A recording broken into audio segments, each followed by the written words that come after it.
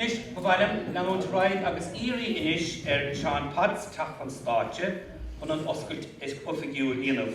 Agus gandát is píbrid an sco agus irisóir Seán, agus gandát únéir Piper's Corner in the main Sheol agus Cúil Aodha de chá. Agus tá anna bhaint I go bhainte leis an gabhairt seo le fada an lá. So mar sin írimar Seán teachta inis an oscailt.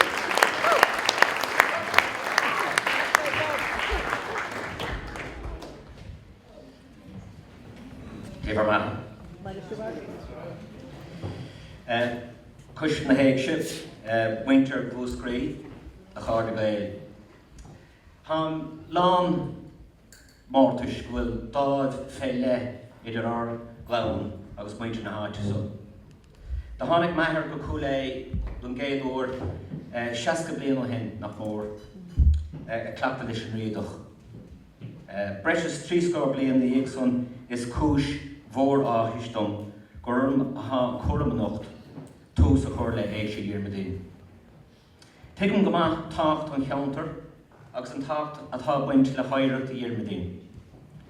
Tuigim leanúnachas an tradiisiún, gúil rion na gos fág go tómhaigh le héad Marní Ceocháin, Bes Cronin, Patty Haig, Feig, Diarmuid ó Riordan, agus fós le Danny, Oni, Johnny, Padder, Conal, le Hammy, Connie agus le héad.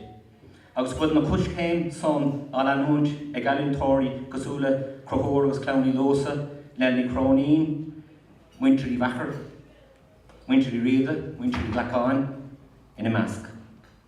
Thar seasamh ar ghúlaí na bhachach Diarmuidín san áireamh.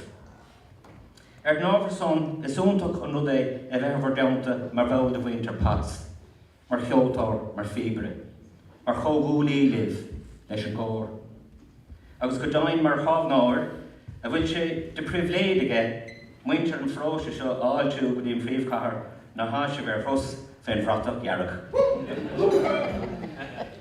Agus ar nóig haimid som mar bhil de heisce cheoldócha séireann chun ceiliúra, cultúra, gaelach, speisialta so a chur chun cín. In 1989 bhí an talam Sheol a chatham siar a bailí na bog le Séamus ó Beaglioch. Bhí Séamus agus Steve Cooney I siimiid dig fádaí hé íon de dánig, agus bhíoh scet mini san air in áda bóthar ag an ann. Setin á ring ag muinte na háite, agus go dainn a rán a rá ag Diarmuidín, an chara géanar. Pádaí na heasamh taobh leis a gáil láh trasna ar chéile a ag díortha ar a bhón chara. Bhí corcaigh I mór a réime na léanta son, cad is a máint, mór bunan is an óbh. Agus bhí Diarmuidín ag réacha an naid I siúl timpeall lán muster, an ábh an óchttar factacha ar chéirí féile. Ach níor sparáil sé méach an irid, bhuaigh corcaigh ar bhlásia an bhliain céanna sa chaid, agus ó thaobh a mánaíocht na carcha de Christ bhí sé searmh. A máint bhláclia dúirt sé, mucha a tucail tart. Mar ar óg an gahar sa gaeltach, bhís tócha go maith leis an tonachar a bhí Diarmuidín ar gachéin a timpeall. Ar fádaí, fachach mór na caide. An tonachar a bhí mar áránaí cóchtach ceolmhar cumasach. Mar idir seoir, mar chréaltá an RTE agus go dainn I mailin na gail. Agus leabhar fádaí á scríbhum, leabhar pío go dinge bháiltim réolar íomháin ar an gáda sa bhí atrathe. Ach an deach chonachar a bhí Diarmuidín air, chun a cultúr chéin a hiiscint, chun tanga agus cultúr gaelach a chóir chun cín mar air gaeltachta. Níor hiag muintear áda bhór conas a déit an bheirt le cho cardúil ina chéile, conas raibh Diarmuidín an chuirsús le pío. Déitach Diarmuidín a bheith countach.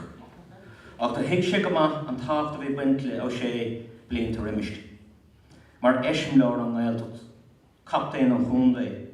Bheadh ó rád le rád an beladors amach an so os carna tíre agus bheadh Diarmuidín nás dúrú. Caithfidh tú cuardú go dainn chun féinúlacht an duine a uchtú a dúirt sí le pádaí an ann. Bhí cúcht a buint leis. Eilíonn tar fé leith a bheithe, agus fé sé a bhách go mór leis an gúltar gaelach riamh an ann, lán gáchas. Tá an cuaram céanna go bhéinnig inis sa gaeltach, le himachtaí tábhachta cosúil leis an éigse ag mad fé bhlá, ní bhain chun chuirm léas ó chmór agus Diarmuidín ar gaoine a chun dearcha an éir ag mad beo I bheasach don aine. Tugann muinte na háanta so in spráidum agus sin site sa chathair.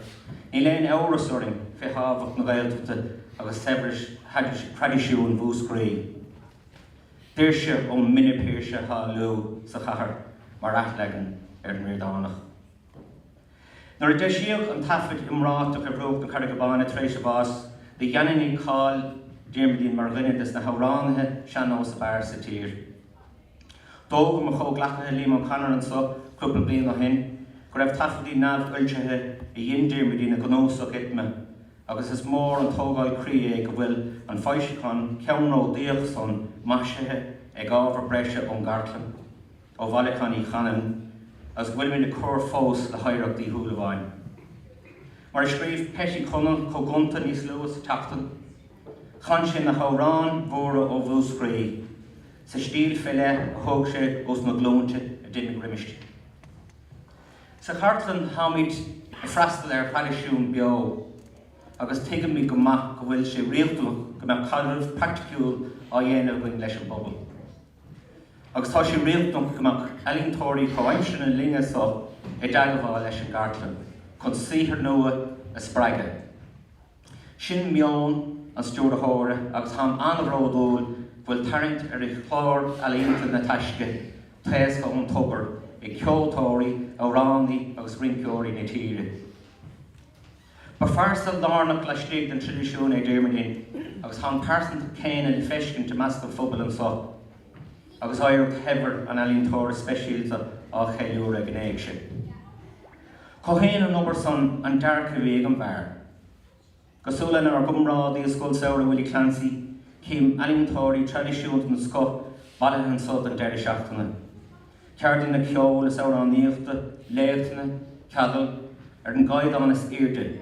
Seisiún ceol ára an níochta agus gan dát an chóir féile an tóir mar an dánig.